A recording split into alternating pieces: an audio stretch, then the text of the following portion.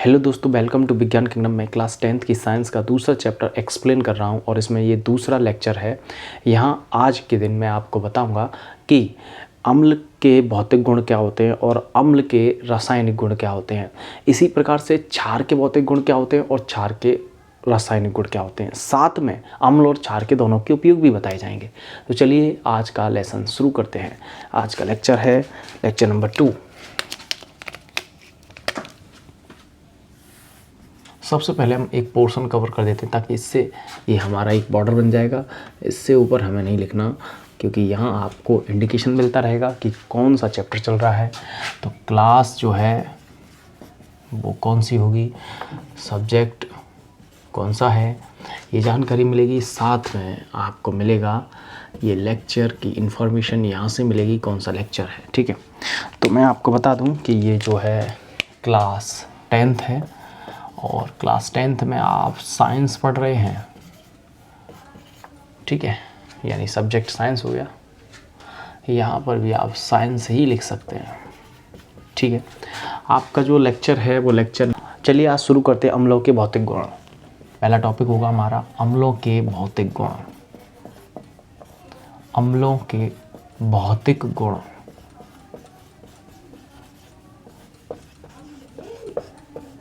अम्लों के भौतिक गुणों में कुछ वही सामान्य गुण दिखाए जाएंगे जो कि मैंने ऑलरेडी आपको पहले बताए थे। अम्ल क्या होते हैं और अम्ल के गुण क्या होते हैं, उनमें से कुछ भौतिक गुण यहाँ पर भी आएंगे। ठीक है, तो ये पहला गुण होगा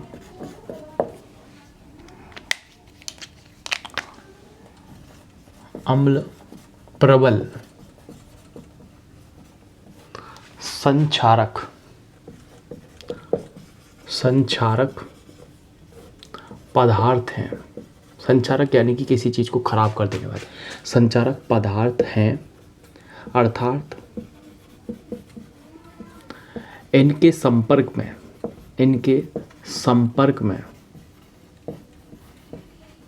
आने वाले, इनके संपर्क में आने वाले क्या क्या संपर्क में आ सकता है? कपड़ा, कागज, लकड़ी। कपड़ा, कागज और लकड़ी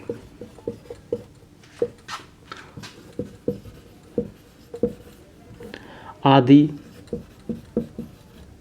कुछ भी और भी संपर्क में आ सकता है। आदि को गला देते हैं, आदि को गला देते हैं। दूसरा गुण होगा मेरे पास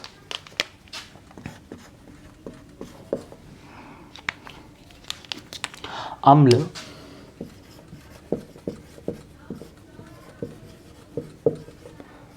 स्वाद में खट्टे होते हैं। खट्टे होते हैं। अब तीसरा गुण देखिए जरा, अम्ल नीले लिटमस पेपर। नीले लिटमस पेपर, ये नीला लिटमस पेपर एक प्रकार से सूचक होता है। नीले लिटमस पेपर को लाल कर देते हैं, लाल कर देते हैं। इससे पता चलता है कि ये अम्ल है। ठीक है, एक बार फिर से समझ लीजिए अम्लों के भौतिक गुण क्या है। अम्ल प्रबल संचारक पदार्थ हैं, यानी संचारक उन पदार्थों को कहते हैं जो कि दूसरी वस्तुओं को या दूसरे पदार्थों को खराब कर देते हैं। संचारक का सीधा सीधा मतलब होता है किसी भी चीज़ को खराब कर देना। ठीक है, अर्थात इनके संपर्क में आने वाले कपड़ा, कागज और लकड़ी आदि को गला देते हैं। दूसरा पॉइंट कह रहा है अम्ल स्वाद में खट्टे होते हैं, यानी कि अगर इनका टेस्ट किया जाए तो ये जनरली खट्टे ही महसूस होते हैं। ठीक है, अम्ल नीले लिटमस पेपर नाम के सूचक को क्या कर देते हैं? लाल रंग में परिवर्तित कर देते हैं। ये इनके भौतिक गुण होते हैं। अब इसी प्रकार से हम अम्लों के रासायनिक गुणों के बारे में बात करेंगे। तो जरा देखिए, ये इंपॉर्टेंट टॉपिक है।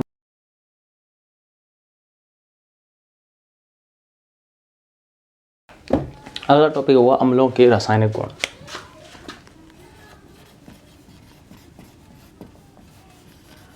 अम्लों के रासायनिक गुण।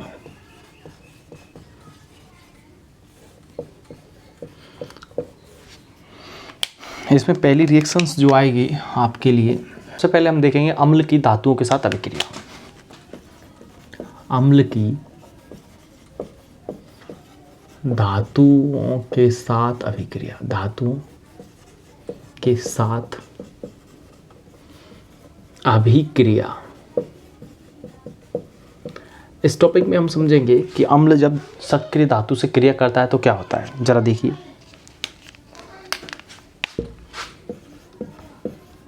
अम्ल सक्रिय धातुओं के साथ, सक्रिय धातुओं के साथ क्रिया करके जब भी अम्ल सक्रिय धातु से क्रिया करता है तो लवण बनाता है। सक्रिय धातुओं के साथ क्रिया करके लवण बनाते हैं, लवण बनाते हैं और हाइड्रोजन गैस मुक्त करते हैं। हाइड्रोजन, पहले ये बताता हूँ हाइड्रोजन गैस मुक्त कैसे होती है। हाइड्रोजन का प्रतिस्थापन करके, हाइड्रोजन का प्रतिस्थापन करके हाइड्रोजन गैस बनाते हैं। तो यहाँ देखेंगे ये रिएक्शंस होती कैसे, ठीक है। जरा देखिए, जैसे मैं आपके लिए सबसे पहले ड्राफ्ट लिख दूँ। ड्राफ्ट में होगा क्या, ड्राफ्ट को इंग्लिश में बेटा प्रारूप बोलते हैं, प्रारूप, ठीक है। तो जैसे कि हमारे पास क्या है, सक्रिय धातु, नहीं पहले हम अम्ल लेंगे। पहले क्या लेंगे, अम्ल।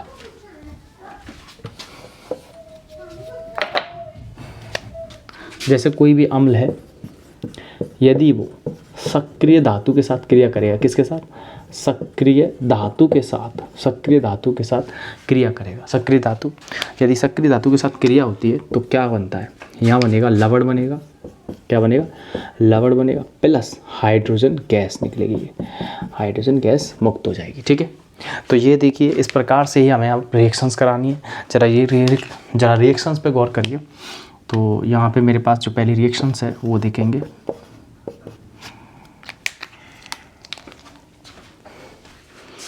H2SO4 जिंक की संक्रिया करके zinc sulphate plus hydrogen gas मुक्त करता है। सबसे पहले मेरे पास जो यौगिक है वो है H2SO4, इसको कहते हैं सल्फ्यूरिक अम्ल।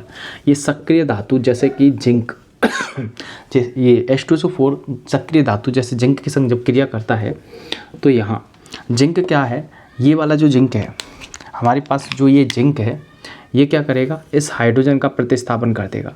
यदि इस हाइड्रोजन का यहाँ से प्रतिस्थापन करेगा, देखिए यहाँ पे मेरे पास सक्रिय धातु क्या है, जिंक है। जो जिंक सक्रिय धातु है वो हाइड्रोजन को क्या कर देगा, यहाँ से प्रतिस्थापित कर देगा। हाइड्रोजन का प्रतिस्थापन हो जाएगा, इसकी वजह से ये जो जिंक नाम का सक्रिय धातु है ये सल्फेट के संग क्रिया कर जाएगा और नया यौगिक बनेगा जिंक सल्फेट। क्या बनेगा, नया यौगिक जिंक सल्फेट बनता है। देखिए जिंक सल्फेट। तो यहाँ हुआ क्या था, हाइड्रोजन का प्रतिस्थापन हुआ है, इसीलिए यहाँ पे कौन सी गैस मुक्त होती है, हाइड्रोजन गैस मुक्त होती है। तो ये हाइड्रोजन गैस मुक्त हो गई। जिंक सल्फेट नाम का जो यौगिक बना है वो यहाँ पर एक लवण है। क्या है, लवण बना है। यह जिंक सल्फेट एक लवण बना है और ये एक गैस है और ये यहाँ पर फिलहाल सल्फ्यूरिक अम्ल है। सल्फ्यूरिक अम्ल कहलाता है ये, ठीक है, सल्फ्यूरिक अम्ल है। और ये सक्रिय धातु जिंक है, एक एक्टिव मेटल है जिंक। जिंक ने क्या किया है, H2SO4 के साथ क्रिया करके, इस जिंक ने H2SO4 के साथ क्रिया करके, जो कि H2SO4 एक सल्फ्यूरिक अम्ल है, अम्ल मतलब एक प्रबल अम्ल है, प्रबल अम्ल के संग जिंक की क्रिया हुई तो इसने हाइड्रोजन को प्रतिस्थापित कर दिया और बन गया लवण, और लवण के साथ साथ रिलीज हुई है हाइड्रोजन गैस। इस प्रकार हमें समझ में आता है कि ये जो अम्लों के साथ धातुओं की जब भी क्रिया होती है तो लवण बनता है और साथ में हाइड्रोजन गैस मुक्त होती है। जैसे गलती से मिट गया, यहाँ पे बनेगी, यहाँ बनेगा लवण प्लस हाइड्रोजन गैस, ठीक है। अब जरा एक और रिएक्शंस देखेंगे। यहाँ हमारे पास एक और रिएक्शंस है, एक और अभिक्रिया है। आगे यहाँ पर हम सक्रिय धातु निखिल ले रहे हैं, ठीक है। निखिल की क्रिया हम किसके साथ करा देते हैं, निखिल की क्रिया हम सल्फ्यूरिक अम्ल के साथ कराएंगे। H2SO4 के साथ कराने पर हम देखेंगे कि ये निखिल जो है हाइड्रोजन का क्या कर देगा, प्रतिस्थापन कर देगा। यहाँ देखिए सक्रिय धातु निकिल हाइड्रोजन का प्रतिस्थापन कर देगा। इसकी वजह से यहाँ पर क्या बनेगी, एक हाइड्रोजन गैस बन जाएगी। ये हाइड्रोजन जो गैस बनी है ये क्यों बनी है, क्योंकि हाइड्रोजन को प्रतिस्थापन किया गया है डी ब्लॉक के एलिमेंट निकिल द्वारा। अब जो मेटल बना है, जो मुख्य मेटल यहाँ पे अब यहाँ पे जो बना है मुख्य उत्पाद उसको कहते हैं लवण, जो कि क्या बनेगा, निकिल के संग SO4 की रिएक्शन हो जाएगी तो निकिल सल्फेट बन जाएगा, निकिल सल्फेट बन गया। ठीक है, तो ये क्या बना गया है, अपने आप में एक लवण बना है। तो आप हमेशा समझ सकते हैं जब भी एक अम्ल किसी सक्रिय धातु के संग क्रिया करेगा तो क्या बनता है, लवण और हाइड्रोजन गैस मुक्त होती है। अब बच्चों अगला टॉपिक है अम्लों की धातु कार्बोनेट तथा बाइकार्बोनेट, यानी हाइड्रोजन कार्बोनेट को ही बोलते हैं बाइकार्बोनेट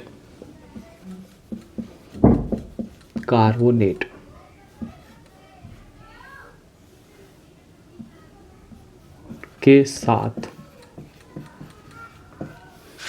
अभिक्रिया। जरा देखेंगे, जब अम्ल धातु कार्बोनेट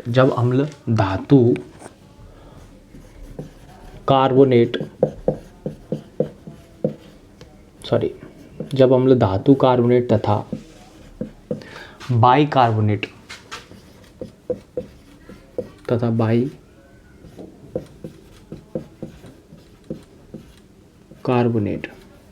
धातु कार्बोनेट तथा बाइकार्बोनेट के साथ क्रिया करता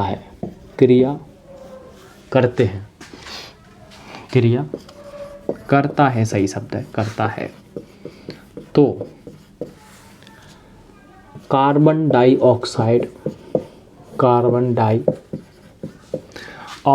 गैस, कार्बन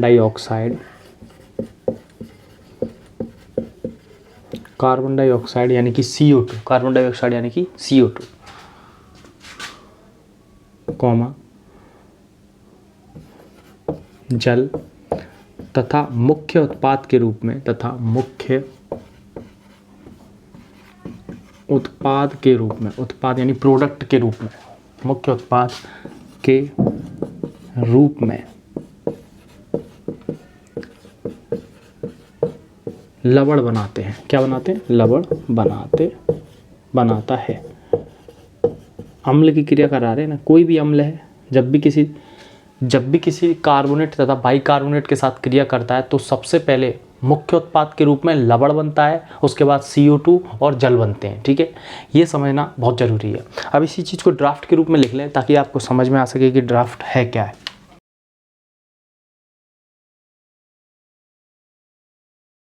ऐसे ही बिल्कुल सेम टू सेम ड्राफ्ट की जैसी ही रिएक्शंस होंगी। रिएक्शंस में भी आपको ये समझ में आएगा, कोई अम्ल लेंगे हम, फिर बाइकार्बोनेट या कार्बोनेट लेंगे, उसकी क्रिया हम करवाने के बाद में हम लवण देखेंगे, CO2 देखेंगे और जल देखेंगे उत्पाद के रूप में। मुख्य उत्पाद के रूप में तो लवण ही बनेगा, ध्यान रखना। चलिए रिएक्शंस देखिए। पहला रिएक्शन है हमारे पास, हम सोडियम कार्बोनेट के साथ क्रिया, सोडियम कार्बोनेट में Na2CO3 है प्लस, इसकी क्रिया हम करा रहे हैं 2HCl के साथ, 2HCl। सोडियम कार्बोनेट की क्रिया हम 2HCl के साथ कराते हैं, यानी हाइड्रोक्लोरिक अम्ल के साथ जब कराते हैं तो हमें देखने को मिलता है, जो भी देखने को मिलता है उससे पहले आपको मैं ये समझा दूं कि चीज़ें देखने को मिलती कैसे हैं। आयनों में तोड़ते हैं, सबसे पहले जो अभिकारक दे रखे होते हैं उनको आयनों में तोड़ लीजिए, फिर उन अभिकारकों को आयनों में तोड़ने के बाद उन आयनों को मिलाइए, तब जाके आपका मेन प्रोडक्ट बन जाएगा और साथ में सह उत्पाद भी बन जाएंगे, यानी कि असेसरी प्रोडक्ट भी रिलीज हो जाएंगे। ठीक है, देखिए सबसे पहले हम क्या करते हैं, सोडियम कार्बोनेट को तोड़ते हैं तो यहाँ से 2 सोडियम आयन रिलीज होंगे। ठीक है, और यहाँ CO3 जो रिलीज हो रहा है वो अपने आप में एक नेगेटिव आयन है।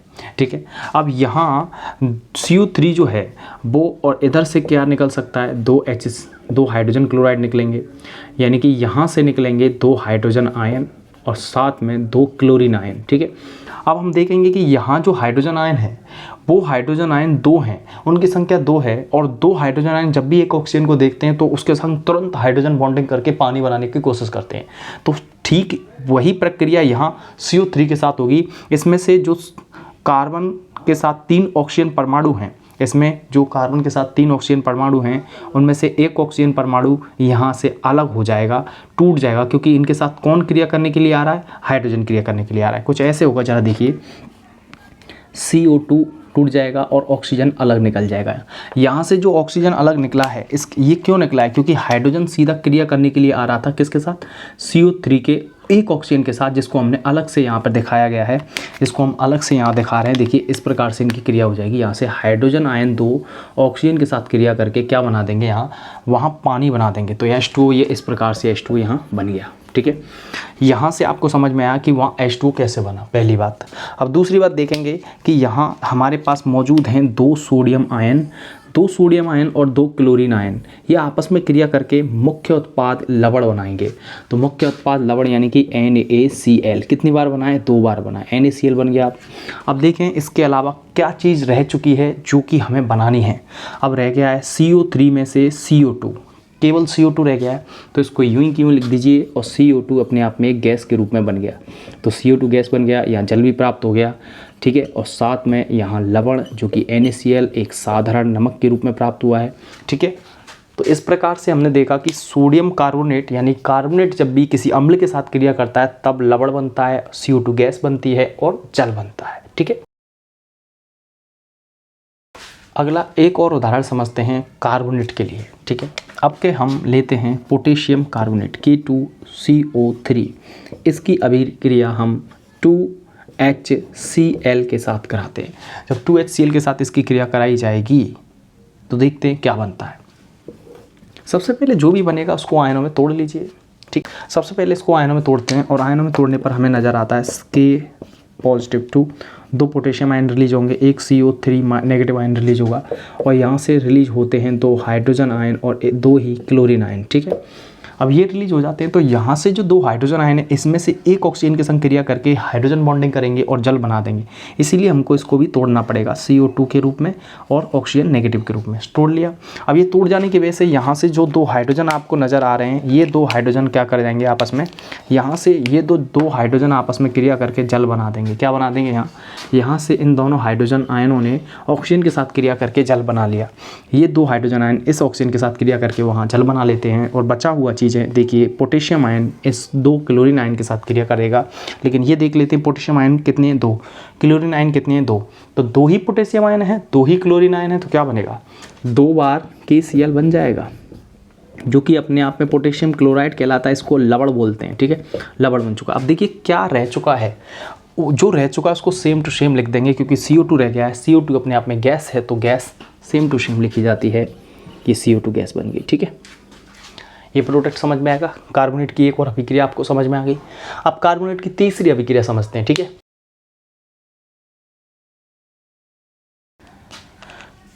अब हमने पोटेशियम कार्बोनेट की अभिक्रिया सल्फ्यूरिक अम्ल, प्रबल सल्फ्यूरिक अम्ल H2SO4 के साथ कराते हैं। तो देखते हैं यदि इसकी अभिक्रिया इसके साथ कराते हैं। सबसे पहले आयनों में तोड़ लेते हैं। आयनों में तोड़ने पर हमें नज़र आता है कि K कितने नज़र आएंगे, +2 पोटेशियम आयन नज़र आएंगे, और CO3 नेगेटिव आयन नज़र आएगा एक। यहाँ से 2 हाइड्रोजन आयन नज़र आएंगे, और यहाँ से एक SO4 नेगेटिव आयन नज़र आएगा। यहाँ से 2 हाइड्रोजन आयन इसके एक ऑक्सीजन से क्रिया करेंगे, इसलिए हमें ये तोड़ना पड़ेगा CO2 की फॉर्म में, और एक ऑक्सीजन की फॉर्म में तोड़ना पड़ेगा। यदि ये टूट जाता है, क्योंकि यहाँ से एक ऑक्सीजन, क्योंकि यहाँ का एक ऑक्सीजन, CO3 का एक ऑक्सीजन 2 हाइड्रोजन के साथ तुरंत हाइड्रोजन बॉन्डिंग करता है और जल का निर्माण करता है। इसीलिए इस प्रक्रिया को हम दिखाएंगे कुछ इस प्रकार से। 2 हाइड्रोजन आयन एक ऑक्सीजन आयन के साथ क्रिया करके यहाँ बनाएंगे जल। क्या बनाएंगे, जल। ये देख लीजिए जल बन गया। अब आगे देखिए कि यहाँ से पोटेशियम आयन, इन पोटेशियम आयन की क्रिया हम करा देंगे SO4 के साथ, इसलिए क्या बनेगा, एक लवण बन जाएगा जिसका नाम है K2SO4 यानी पोटेशियम सल्फेट। पोटेशियम सल्फेट जो है अपने आप में एक लवण है। पोटेशियम सल्फेट अपने आप में एक लवण है। अब बचा हुआ जो है वो केवल CO2 बच रहा है, तो CO2 अपने आप में एक गैस है, CO2 गैस। ये देखिए इस प्रकार से आपने 3 अभिक्रिया समझ ली कार्बोनेट के साथ। अब समझेंगे हम बाइकार्बोनेट के साथ कैसे रिएक्शन होती है एक अम्ल की। ठीक है,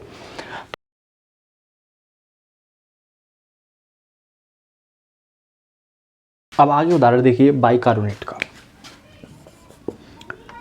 सोडियम बाइकार्बोनेट, सोडियम बाइकार्बोनेट की अभिक्रिया HCl के साथ कराई जाती है। देखें क्या बनता है। सबसे पहले हम इन चीज़ों को आयनों में तोड़ लेते हैं। तो आयनों में तोड़ने पर हमें यहाँ से सोडियम आयन प्राप्त होने वाला है, यहाँ से हाइड्रोजन आयन प्राप्त होने वाला है, और इधर से हमें प्राप्त होगा CO3।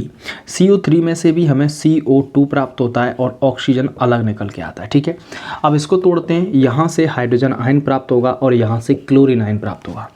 अब देखिए, हमने तोड़ा सोडियम को सोडियम आयन में, हाइड्रोजन को हाइड्रोजन आयन में, CO3 को CO3 नेगेटिव आयन में, फिर CO3 को और तोड़ा CO2 और ऑक्सीजन की फॉर्म में, ताकि हम क्रिया करा सकें और जल भी बना सकें। ठीक है, अब जल बनाने के लिए हमें क्या करना पड़ेगा? सबसे पहले हमें जल बनाने के लिए, देखिए इस चीज़ को थोड़ा लंबा करके लिख दूँ ताकि आप लोगों को जल स्पष्ट रूप से बनता हुआ नजर आए। यहाँ पे CO2 बना। ठीक है, अब हम देखेंगे जल कैसे बना। सबसे पहले जल का निर्माण करते हैं। यहाँ से ये हाइड्रोजन आयन इस ऑक्सीजन से क्रिया करने के लिए, हाइड्रोजन बॉन्डिंग करने के लिए तैयार हो जाएगा। इधर से ये हाइड्रोजन आयन इस ऑक्सीजन से हाइड्रोजन बॉन्डिंग करने के लिए तैयार हो जाएगा और इस प्रकार से बन जाएगा जल। क्या बन जाएगा? जल, क्योंकि इनके बीच में क्या होगी? हाइड्रोजन बॉन्डिंग होगी। इस प्रकार से इनके बीच में इस प्रकार से हाइड्रोजन बॉन्डिंग हो जाएगी और यहाँ पर क्रिएट हो जाएगा, सबसे पहले बन जाएगा जल। क्या बन जाएगा? जल। तो जल का निर्माण कर दिया हमने। तो जल का निर्माण कर दिया। अब बचे हुए चीज़ों को भी हम मिलाना शुरू करते हैं। अब यहाँ से ये जो सोडियम आयन है, ये सोडियम आयन इस क्लोरीन आयन के साथ क्रिया करके नमक बनाएगा। क्या बनाएगा? एरो खींच देते हैं और यहाँ बन जाता है नमक, यानी NaCl, जो कि अपने आप में क्या होता है? लवण होता है। इसको बोलते हैं सोडियम क्लोराइड, लवण बन गया। साथ में अब जो चीज़ बची है उसको लिख देंगे। क्या बच रहा है? CO2, यानी कि कार्बन डाइऑक्साइड गैस। बिल्कुल, यानी कि कार्बोनेट तथा बाइकार्बोनेट दोनों के साथ यदि अम्ल की क्रिया कराई जाती है तो लवण, जल और CO2 बनता है। ठीक है, CO2 गैस बनती है। यही चीज़ यहाँ पर हुई है। यहाँ पर जल कैसे बना? यहाँ से ये हाइड्रोजन आयन, यहाँ से ये हाइड्रोजन आयन इस ऑक्सीजन के साथ क्रिया करके क्या बना देता है? जल बना देता है। और बचा हुआ CO2 हम सेम टू सेम लिख रहे हैं, क्योंकि कार्बन डाइऑक्साइड गैस के रूप में रिलीज हो जाती है। जैसे ही यहाँ से कार्बोनेट टूटता है, CO2 और ऑक्सीजन आयन के रूप में तुरंत CO2 गैस रिलीज होकर वहाँ चली जाती है। अब यहाँ से सोडियम आयन और क्लोरीन आयन ने क्रिया करके नमक भी बना लिया। ठीक है, इस प्रकार से ये समझ में आ गया। एक और उदाहरण समझिए।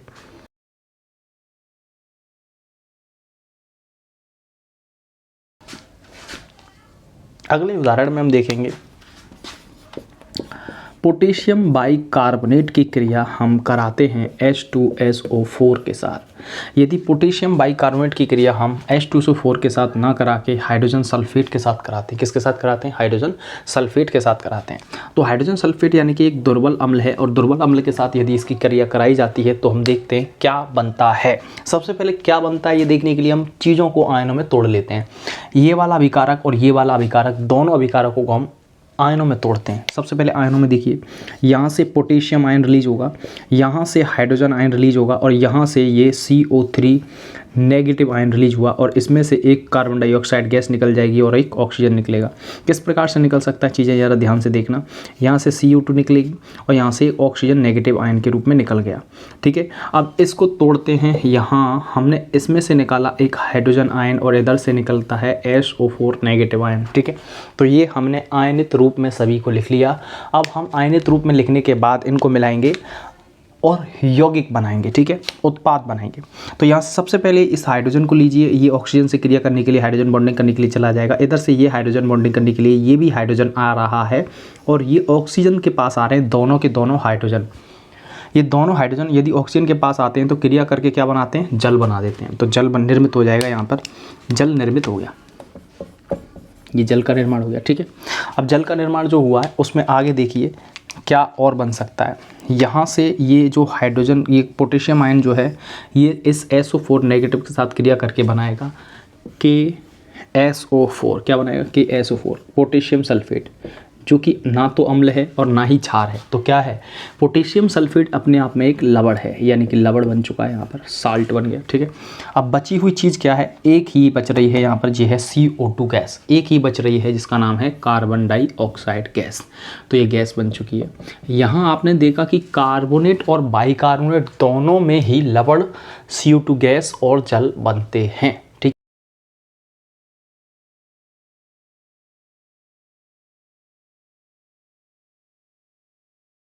अगला हेडिंग है अम्लों के उपयोग।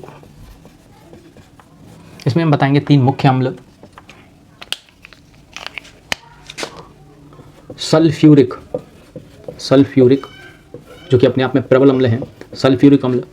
हाइड्रोक्लोरिक अम्ल, हाइड्रोक्लोरिक अम्ल। तथा नाइट्रिक अम्ल के उपयोग, तथा नाइट्रिक अम्ल के उपयोग।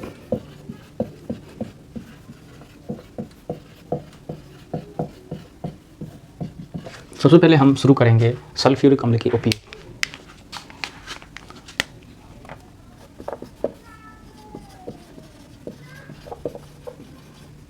सल्फ्यूरिक अम्ल, सल्फ्यूरिक अम्ल यानी कि H2SO4 के उपयोग। इसके पहला उर्वरक, पहला सल्फ्यूरिक अम्ल का पहला उपयोग है उर्वरक बनाने के लिए। सल्फ्यूरिक अम्ल का पहला उपयोग क्या है? उर्वरक बनाने के लिए, बनाने के लिए। दूसरा धावन बनाने के लिए, ठीक। तीसरा उपयोग है प्लास्टिक तथा कृत्रिम रेशे, तथा कृत्रिम रेशे बनाने के लिए, रेशे बनाने के लिए, ठीक है। आगे अगला उपयोग है पेट्रोल, पेट्रोल के। अब चौथा उपयोग देखते हैं। चौथा उपयोग है पेट्रोल उद्योग में, पेट्रोल जो इंडस्ट्री होती है उसमें, पेट्रोल उद्योग में पेट्रोल के प्योरिफिकेशन यानी शोधन के लिए, पेट्रोल उद्योग में शोधन, शोधन को इंग्लिश में प्योरिफिकेशन बोलते हैं, शोधन के लिए यानी पेट्रोल को शुद्ध करने के लिए भी अम्ल, ये प्रबल अम्ल H2SO4 का इस्तेमाल किया जाता है। अगला उपयोग देखेंगे, 5वें नंबर का उपयोग है जो बड़ी बड़ी विद्युत बैटरियां होती हैं, लेड बैटरियां होती हैं, उनमें विद्युत अपघट्य के रूप में भी सल्फ्यूरिक अम्ल का इस्तेमाल होता है। तो यहाँ लिखेंगे लेड बैटरियों में, लेड बैटरियों में, बैटरियों में, लेड बैटरियों में इलेक्ट्रोलाइट के लिए, इलेक्ट्रोलाइट, इलेक्ट्रोलाइट को बोलते हैं विद्युत अपघट्य, विद्युत अपघट्य के रूप में, विद्युत अपघट्य, अपघट्य के रूप में भी सल्फ्यूरिक अम्ल का इस्तेमाल होता है, ठीक है, वैद्युत अपघट्य के रूप में। तो ये आपने देखे सल्फ्यूरिक अम्ल के उपयोग, ठीक है। अब हम देखेंगे हाइड्रोक्लोरिक अम्ल के उपयोग यानी HCl के उपयोग क्या क्या हो सकते हैं, ठीक है। तो ये सभी उपयोग किसके? H2SO4 के। इसमें पहला उपयोग है उर्वरक बनाने के लिए भी, दूसरा उपयोग है धावन पाउडर बनाने के लिए, तीसरा उपयोग है प्लास्टिक तथा कृत्रिम रेशे बनाने के लिए, चौथा उपयोग है पेट्रोल उद्योग में यानी पेट्रोल इंडस्ट्री के अंदर पेट्रोल के प्योरिफिकेशन के लिए भी, शोधन के लिए भी H2SO4 का इस्तेमाल किया जाता है। आगे है लेड बैटरियां, जो भी बैटरी बनाई जाती हैं घर में, इन्वर्टर के लिए बैटरा बनाए जाते हैं, गाड़ियों में इस्तेमाल करने के लिए, ठीक है। गाड़ियों में बैटरी, छोटी छोटी बैटरियां लगती हैं, बड़ी बड़ी बैटरियां भी लगती हैं। तो उन सभी बैटरियों में जो इलेक्ट्रोलाइट होता है उसको बनाने के लिए, या उस विद्युत, मतलब इलेक्ट्रोलाइट एक प्रकार से, इलेक्ट्रोलाइट क्या विद्युत उत्पन्न करने वाली क्षमता है, ठीक है। तो इलेक्ट्रोलाइट के रूप में भी H2SO4 का इस्तेमाल किया जाता है, ठीक है। तो ये उपयोग हो गए। आगे देखते हैं।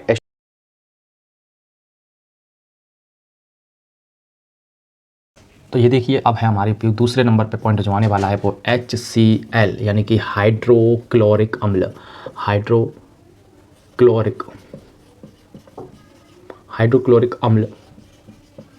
अब हाइड्रोक्लोरिक अम्ल के उपयोग देखेंगे आप, हाइड्रोक्लोरिक अम्ल के उपयोग, क्योंकि हम सभी अम्लों के उपयोग ही देख रहे हैं। तो इसमें सबसे पहला उपयोग जो होगा यहाँ देखेंगे, क्लोराइड बनाने में, क्लोराइड बनाने में HCl का इस्तेमाल किया जाता है। यानी ये क्लोराइड जो होता है, ये क्लोरीन आयन, इसी को क्लोराइड बोलते हैं। ये क्लोराइड बनाने के लिए भी किसका उपयोग किया जाता है? अम्ल HCl का उपयोग किया जाता है, ठीक है। आगे क्लोरीन गैस बनाने के लिए, आप जानते हैं क्लोरीन गैस भी बन सकती है। क्लोरीन गैस बनाने के लिए, बनाने के लिए, जैसे आपको पता है जब भी HCl को आयनों में तोड़ा जाता है तो क्या बनता है? क्लोरीन गैस बनती है। देखिए कैसे, जैसे मान लीजिए आपके पास 2HCl है, 2HCl को आप ब्रेक करोगे तो HCl में 2 हाइड्रोजन आयन निकलते हैं, 2 हाइड्रोजन निकलेंगे और 2 ही क्लोरीन निकलते हैं। तो ये क्लोरीन गैस है और ये हाइड्रोजन गैस है। तो यहाँ पर इसको गर्म करने पर क्या बन जाएगी? ये हाइड्रोजन और क्लोरीन में तब्दील हो जाती है, यानी चेंज हो जाता है। HCl को यदि आप अत्यधिक गर्म करोगे तो उसमें से हाइड्रोजन आयन भी निकलता है, सॉरी, HCl को यदि अत्यधिक गर्म किया जाता है तो उसमें से हाइड्रोजन गैस निकलती है और साथ में क्लोरीन गैस भी निकलती है, जैसा कि आप वहाँ देख सकते हैं। इसलिए हम बोल सकते हैं क्लोरीन गैस के निर्माण के लिए भी HCl का इस्तेमाल किया जाता है। आगे देखिए, कलई जानते हैं आप? कलई बोलते हैं कलर करने को, कलई से पहले, कलई बोलते हैं कलर करने से पहले। जो भी वस्तुएं होती हैं, लोहे की वस्तुएं, उन पर कलर करने से पहले HCl का इस्तेमाल किया जाता है, ताकि जितनी भी गंदगी हो, जितनी भी जंग वगैरह कुछ भी हो, डस्ट पार्टिकल हो, वो सब साफ हो जाए। तो कलई से पहले लोहे की सफाई के लिए, लोहे की चादर की सफाई के लिए, कि लोहे की चादर की सफाई के लिए, की सफाई के लिए, ठीक है। एक तो ये भी हो गया। अब आगे इससे भी आगे अगला उपयोग है, जो कपड़े बनते हैं जैसे इंडस्ट्री के अंदर, जिस फैक्ट्री के अंदर कपड़े बनते हैं वहाँ पर भी HCl का इस्तेमाल किया जाता है। तो यहाँ से लिख सकते हैं वस्त्र उद्योग के लिए, वस्त्र उद्योग के लिए, वस्त्र उद्योग के लिए, वस्त्र उद्योग के लिए HCl का उपयोग किया जाता है, HCl का उपयोग करते हैं। आप समझ गए होंगे मैं क्या कहना चाह रहा हूँ। तो ये सभी जो उपयोग हैं ये क्लोरिक अम्ल के उपयोग हैं, हाइड्रोक्लोरिक अम्ल के उपयोग हैं सभी के सभी। पहला एक क्लोराइड बनाने में, दूसरा क्लोरीन गैस बनाने में, तीसरा कलई से पहले लोहे की चादर या कोई भी बर्तन की चादर उसको साफ़ करने के लिए, या बर्तन की सरफेस को साफ़ करने के लिए, या जैसे कि मान लीजिए आप कूलर लेके आए तो कूलर में जो लोहे के बड़े बड़े रॉड्स होते हैं उनको सफ़ा करने के लिए आप HCl का इस्तेमाल कर सकते हैं। और वस्त्र उद्योग के लिए HCl का उपयोग भी किया जाता है। ठीक है, जानते हैं वस्त्र उद्योग में कपड़े को कलर करने के लिए इस्तेमाल किया जाता है। आगे लिख सकते हैं वस्त्र उद्योग में कपड़ों को कलरिंग होती है ना, कलर करने के लिए वस्त्र उद्योग में कपड़ों पर कलर करने के लिए भी आप इसका इस्तेमाल कर सकते हैं। HCl का कलर करने के लिए HCl का प्रयोग करते हैं। ठीक है, तो ये हो गए आपके सभी के सभी उपयोग, HCl के उपयोग हुए, यानी हाइड्रोक्लोरिक अम्ल के उपयोग। अब हम पढ़ेंगे नाइट्रिक अम्ल के उपयोग। ठीक है, देखिए जरा, सबसे पहले आप ये गौर करिए, क्या आपको बेहतर समझ में आ रहा है ना? बस बेहतर ही समझ में आएगा। इस प्लेटफॉर्म पर आपको जो भी सीखने को मिलेगा ज़बरदस्त मिलेगा, देखते रहिए।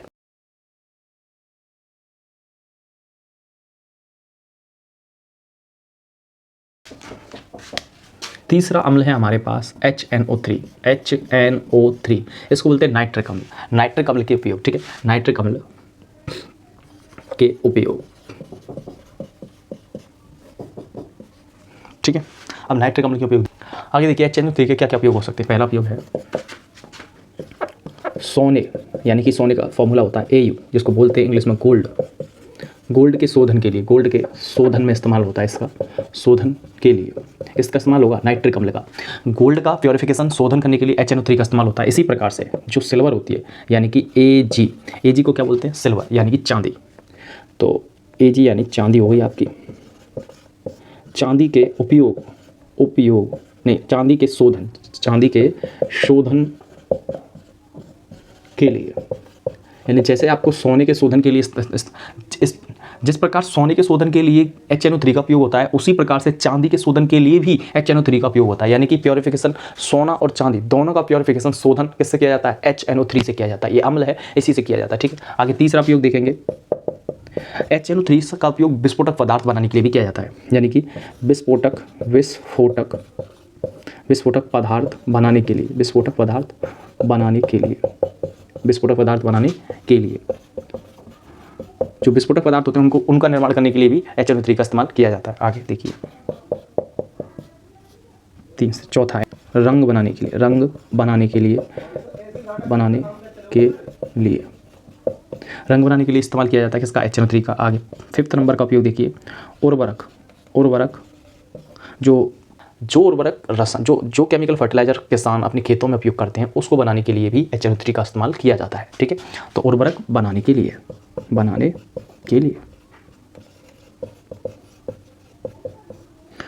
आगे 6 नंबर का उपयोग है दवाइयाँ बनाने के लिए।